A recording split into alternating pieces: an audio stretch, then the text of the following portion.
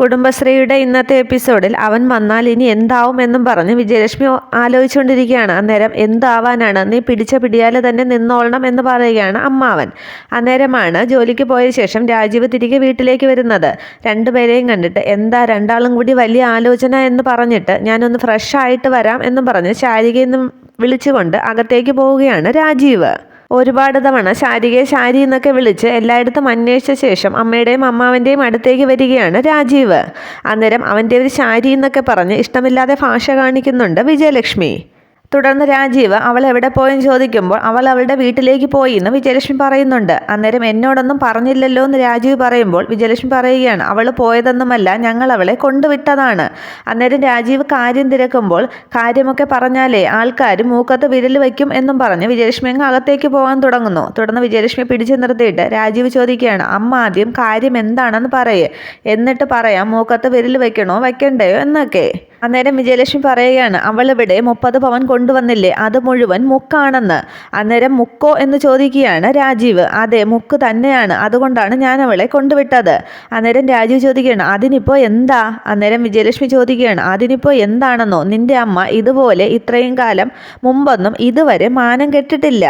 പിന്നെ പണ്ട് മുതലേ കല്യാണം മുടങ്ങിയതും ആദ്യം നീ സ്നേഹിച്ചതല്ലേ, പിന്നീട് 30 പവൻ ഒരു തരാമെന്ന് പറഞ്ഞു, പിന്നീട് തന്നില്ല, പിന്നീട് നിശ്ചയത്തിന് ചെന്നപ്പോൾ ഒരു റൗഡി വന്ന് തല്ലി, പിന്നെ കല്യാണത്തിൻ്റെ അന്ന് ഒരു സ്വർണ്ണക്കടക്കാരൻ വന്ന് എല്ലാം അഴിച്ചുകൊണ്ട് പോയി. അങ്ങനെയുള്ള കഥകളൊക്കെ അങ്ങ് വിളമ്പുകയാണ് വിജയലക്ഷ്മി.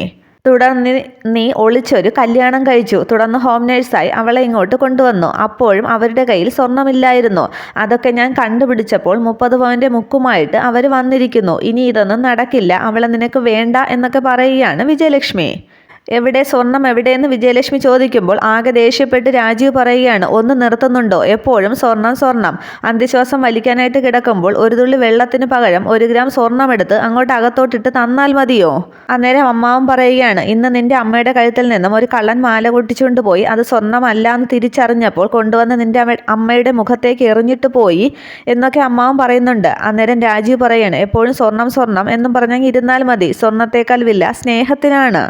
ഒരു ആക്സിഡൻറ്റ് പറ്റി വഴി കിടന്നാൽ 2 കൈയും താങ്ങിയെടുത്ത് കൊണ്ടുപോകുന്നത് നമ്മുടെ വീട്ടിലെ അലമാരിയിലിരിക്കുന്ന സ്വർണത്തിൻ്റെ കെട്ട് കണ്ടിട്ടല്ല എന്നൊക്കെ രാജീവ് പറയുമ്പോൾ അവസാനം അമ്മാവൻ പറയുകയാണ്, നിൻ്റെ ഈ തത്വശാസ്ത്രം കൊണ്ടൊന്നും ഈ കാലത്ത് ജീവിക്കാൻ കഴിയില്ലടാ, ജീവിക്കണമെങ്കിൽ കാശുണ്ടായാലേ പറ്റൂ.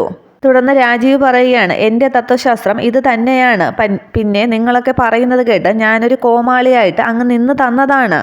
താലി കെട്ടാനായിട്ട് മണ്ഡപത്തിൽ എത്തിയ ശേഷം അവസാനം സ്ത്രീധനം തികഞ്ഞില്ല എന്ന് പറഞ്ഞ് ഇറങ്ങി പോകുന്നവൻ ഒരു പുരുഷനാണോ? അങ്ങനെയൊക്കെ ഞാൻ നിങ്ങൾക്ക് വേണ്ടി ചെയ്തില്ലേ? അതും ഒരു കോളേജ് ലെക്ചറായ ഞാൻ അങ്ങനെയൊക്കെ ചെയ്യണമെങ്കിൽ അത് നിങ്ങളോടുള്ള സ്നേഹം കൊണ്ട് മാത്രമായിരുന്നു. അമ്മയോടുള്ള സ്നേഹം, അമ്മാവൻ്റെ അഭിമാനം, ഇതൊക്കെ ഞാൻ പരിഗണിച്ചിരുന്നു. തുടർന്ന് രാജീവ് ചോദിക്കുകയാണ്, ഞാനിവിടെ ഹോം നേഴ്സായിട്ട് നിർത്തിയ ഒരു നാടകത്തിൻ്റെ കഥ അമ്മ പറഞ്ഞല്ലോ, അതിനേക്കാൾ നല്ല ഒരു നാടകമല്ലേ അമ്മയും അമ്മാവനും കൂടി എനിക്ക് മുന്നിൽ അങ്ങോട്ട് ആടിയത്? ഈ കല്യാണം നടക്കണമെങ്കിൽ 30 പവൻ വേണമെന്നുള്ള ഉപാധി വെച്ചത് അമ്മയല്ലേ, അല്ലാതെ ശാരദാമ്മയല്ലല്ലോ. 1 പവൻ സ്വർണമോ ഒരു തുട്ടോ വേണ്ടാന്ന് ഞാൻ ശാരദാമ്മയോട് മുമ്പേ വാക്ക് പറഞ്ഞതായിരുന്നു. അപ്പോൾ കല്യാണം കഴിക്കാൻ പോകുന്ന പെണ്ണിൻ്റെ മുമ്പിൽ ഞാൻ ആരായി എന്നൊക്കെ പറഞ്ഞ് ഒരുപാട് തൻ്റെ വിഷമങ്ങൾ പറയുകയാണ് രാജീവ്. ഇനി ആർക്കും എന്നെ തടയാൻ പറ്റില്ല. ശാരിക എൻ്റെ ഭാര്യയാണെങ്കിൽ ഞാൻ ഇവിടേക്ക് തന്നെ അവളെ കൂട്ടിക്കൊണ്ടുവരും. ഞങ്ങൾ ഒരുമിച്ച് തന്നെ ജീവിക്കും. പിന്നെ തടയാൻ ആർക്കും കഴിയില്ല. താല്പര്യമുള്ളവർക്ക് ഇവിടെ നിൽക്കാം, അത് അമ്മയായാലും അമ്മാവനായാലും എന്ന് പറയുകയാണ് രാജീവ്. അത്രയും പറഞ്ഞ് രാജീവ് ഇറങ്ങുമ്പോൾ നെഞ്ചുവേദന വന്ന് സെറ്റിയിലേക്ക് വീഴുകയാണ് വിജയലക്ഷ്മി. അന്നേരം വിജയ് എന്നൊക്കെ അമ്മാവൻ വിളിക്കുന്നുണ്ട് രാജീവിനെയും. അന്നേരം കാറിലേക്ക് കയറാൻ ശേഷം രാജീവ് പറയുകയാണ്, ഈ നാടകമൊന്നും ഇനി വില പോകില്ലമ്മേ. അന്നേരം വിജയലക്ഷ്മിയുടെ മൂക്കിൽ നിന്നും ചോര വരുന്നത് ശ്രദ്ധിച്ച് അമ്മാവൻ പറയുകയാണ്, എടാ ഇത് നാടകമൊന്നുമല്ല, അതേ ചോര എന്ന് പറയുന്നു. അന്നേരം രാജീവും ഓടി വരികയാണ് അമ്മയെന്നും വിളിച്ച്. അന്നേരവും അമ്മാവൻ പറയുകയാണ്, എടാ ഇത് നാടകമല്ല, എത്രയും പെട്ടെന്ന് വിജയ് ഹോസ്പിറ്റലിലേക്ക് എത്തിക്കാൻ നോക്ക്. തുടർന്ന് കാണിക്കുന്നത് സത്യഭാമയുടെ വീട്ടിൽ ഭാമയും സുസ്മിതയും ചേർന്ന് സരളയെ ഫോൺ ചെയ്യുകയാണ്. എന്നിട്ട് കല്യാണത്തിൻ്റെ ഒരുക്കങ്ങളൊക്കെ തീർന്നോ എന്ന് അന്വേഷിക്കുന്നുണ്ട്. അന്നേരം നീ എനിക്ക് 2 ദിവസത്തെ സമയമല്ലേ തന്നുള്ളൂ, അതുകൊണ്ട് കാഞ്ചീപുരം മൊത്തം വാങ്ങിയില്ല എന്നൊക്കെ പറയുന്നുണ്ട്. അന്നേരം സത്യഭാമ പറയുകയാണ്, നീ കൂടുതലൊന്നും വാങ്ങണ്ട, സുസ്മി മോൾക്ക് വേണ്ടതൊക്കെ ഞാൻ വാങ്ങിച്ചിട്ടുണ്ട്. നീ എനിക്ക് ഒരു ഉപകാരം മാത്രം ചെയ്തു തന്നാൽ മതി, നാളെ നേരം പുലരുമ്പോൾ നീ ഇവിടേക്കൊന്ന് വന്നാൽ മതി എന്ന്. ആകെ സന്തോഷത്തിലാണ് ഫാമയും സർളയും ഒക്കെ സംസാരിക്കുന്നത്. അടുത്ത് തന്നെ സുസ്മിതയും ഇരിപ്പുണ്ട്. അന്നേരം ഞാൻ എത്തിക്കോളാം, എത്ര കാലത്തെ നമ്മുടെ സ്വപ്നമാണ് നടക്കാൻ പോകുന്നത് എന്നൊക്കെ സർള പറയുകയാണ്. തുടർന്ന് ഫാമ പറയുന്നു, ശരി സർളെ, ഞാൻ ഫോൺ വയ്ക്കുകയാണ്, കുറച്ച് പേരെ കൂടി വിളിക്കാനുണ്ടെന്ന്. തുടർന്ന് ഫോൺ വെച്ച ശേഷം മോക്ക് സംസാരിക്കണ്ടായിരുന്നോ എന്ന് ഫാമ ചോദിക്കുന്നുണ്ട്. വേണ്ട ആൻറ്റി, ആൻറ്റി ചെയ്തു തന്ന ഉപകാരങ്ങളൊക്കെ ധാരാളം, എനിക്ക് വേണ്ടി ആൻറ്റി എത്രയാ കഷ്ടപ്പെടുന്നത് എന്നൊക്കെ പറഞ്ഞ് സങ്കടം അഭിനയിക്കുകയാണ് സുസ്മിത. അന്നേരം എന്താ മോളെ ഇതെന്നും പറഞ്ഞ് സുസ്മിതയെ ചേർത്ത് പിടിക്കുകയാണ് സത്യഭാമ. തുടർന്ന് കാണിക്കുന്നത് രാവിലെ കുടുംബശ്രീ വീട്ടിൽ ശാരദാമ്മ കൊടുത്ത ചായ ഗോപാലകൃഷ്ണന് കൊടുക്കാനായി ശ്യാമ പോകുമ്പോൾ ഇത് അച്ഛനാണോ ചായ, ഞാനിങ്ങ് കൊടുക്കാമെന്നും പറഞ്ഞ് ശാരിക പിടിച്ചു വാങ്ങിക്കുകയാണ്. അന്നേരം മോളെ നീ എന്നും പറഞ്ഞ് ശാരദാമ്മ വരുമ്പോൾ ശാരിക പറയുകയാണ്, എനിക്ക് അച്ഛനോട് പിണക്കമൊന്നുമില്ല, അപ്പോഴത്തെ ഒരു ദേഷ്യത്തിന് ഞാനങ്ങനെ പറഞ്ഞെന്നേ ഉള്ളൂ.